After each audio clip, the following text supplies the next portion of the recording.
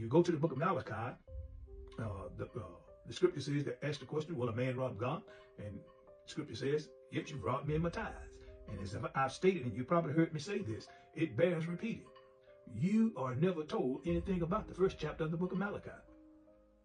Probably, I dare say that you're not, the first chapter of the book of Malachi is not spoken in local assemblies.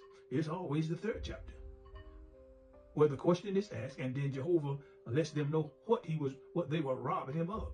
And whenever the third chapter is mentioned, it's always a tenth of money.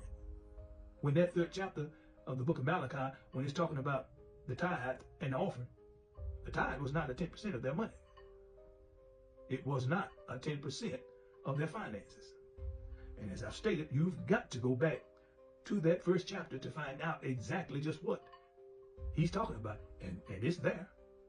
It is there. And you really shouldn't just start in that third chapter to find out why that question was asked. You should go to that first chapter. And the first chapter just plainly tells you what it is. The lame, the blind, and the sick.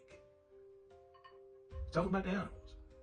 And Jehovah went on to say to them, take that to your governor, those lame, blind, and sick animals.